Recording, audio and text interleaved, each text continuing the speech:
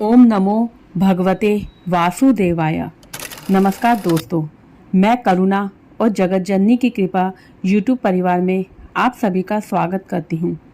आज मैं आपके सामने सावन मास की कृष्ण पक्ष की कामिका एकादशी की कथा प्रस्तुत करने जा रही हूँ। इस कथा को बहुत ही प्रेम से, मन से, भाव से सुनिए। युधिष्ठिर ने पूछा, गोविंद वासुदेव, आपको मेरा नमस्कार है। युधिष्ठिर ने कहा, श्रावण मास के कृष्ण पक्ष में कौन सी एकादशी होती है, कृपया उसका वर्णन कीजिए। भगवान श्री कृष्ण बोले, राजन सुनो, मैं तुम्हें एक पापनाशक उपाख्यान सुनाता हूँ, जिसे पूर्व काल में ब्रह्मा जी ने नारद जी के पूछने पर कहा था।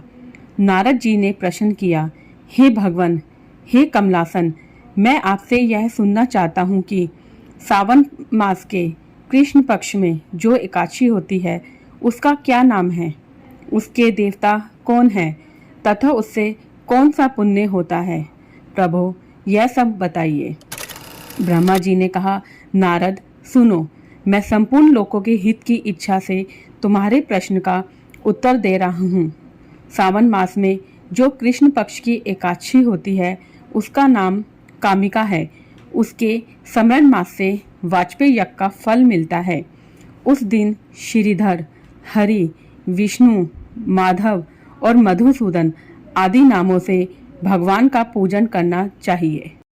भगवान श्री कृष्ण के पूजन से जो फल मिलता है वह गंगा, काशी तथा पुष्कर क्षेत्र में भी सुलभ नहीं है। सिंह राशि के बृहस्पति होने पर तथा व्यतिपात और दंड योग में गोदावरी स्नान से जिस फल की प्राप्ति होती है वही फल भगवान श्री कृष्ण के पूजन से भी मिलता है। जो समुद्र और वन सहित समूची पृथ्वी का दान करता है तथा जो कामिका एकादशी का व्रत करता है, वे दोनों समान फल के भागी माने गए हैं। जो ब्याई हुई गाय को सामग्रियों सहित दान करता है, उस निश्चय को जिस फल की प्राप्ति होती है वही कामिका एकादशी का व्रत करने वाले को मिलता है। जो नरश्रेष्ठ सावन मास में भगवान श्रीधर का पूजन करता है, उसके द्वारा गंधर्वों और नागों सहित संपूर्ण देवताओं की पूजा हो जाती है। अतः पाप भीरु मनुष्य को यथाशक्ति पूरा प्रयत्न करके कामिका एकादशी के दिन श्री हरि का पूजन करना चाहिए।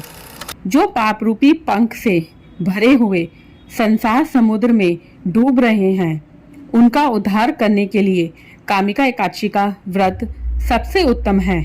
अध्यात्म विद्या परायण पुरुषों को जिस फल की प्राप्ति होती है उससे अधिक फल कामिका एकादशी का व्रत का सेवन करने वालों को मिलता है। कामिका एकादशी का व्रत करने वाला मनुष्य रात्रि में जागरण करके ना तो कभी भयंकर यमदूत का दर्शन करता है और ना कभी दुर्गति में ही पड़ता है। लालमणि, मोती और मूंगे आदि से पूजित होकर भी भगवान विष्णु वैसे संतुष्ट नहीं होते जैसे तुलसी दल से पूजित होने पर होते हैं। जिसने तुलसी की मंजरियों से श्री केशव का पूजन कर लिया है, उसके जन्म भर का पाप निश्चय ही नष्ट हो जाता है। जो दर्शन करने पर सारे पाप समुदाय का नाश कर देती है, स्पर्श करने पर शरीर को पवित्र बनाती है, प्रणाम करने पर रोगों का निवारण करती है, जल से सींचने पर यमराज को भी भय पहुंचाती है, आरोपित करने पर भगवान श्री कृष्ण के समीप ले जाती है और भगवान के चरणों में चढ़ाने पर मोक्ष रूपी फल प्रदान करती है, उस तुलसी देवी को नमस्कार है।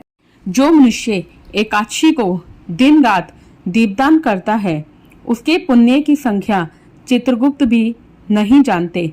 एकादशी के दिन भगवान श्री कृष्ण के सम्मुख जिसका दीपक जलता है, उसके पितृ स्वर्गलोक में स्थित होकर अमृतपान से तृप्त होते हैं। घी या तिल के तेल से भगवान के सामने दीपक जलाकर मनुष्य देह त्याग के पश्चात करोड़ों दीपकों से पूजित हो स्वर्गलोक में जाता है। भगवान श्री कृष्ण कहते हैं, युधिष्ठिर, यह तुम्हारे सामने मैंने कामिका एकादशी की महिमा का वर्णन किया है। कामिका सब पातकों को हरने वाली है, अतः मानवों को इसका व्रत अवश्य करना चाहिए। यह स्वर्गलोक तथा महान पुण्य फल प्रदान करने वाली है। जो मनुष्य श्रद्धा के साथ इसका महात्म्य श्रवण करता है वह सब पापों से मुक्त हो श्री विष्णु लोक में जाता है। बोलो श्री विष्णु भगवान की जय। जय श्री राधे कृष्ण।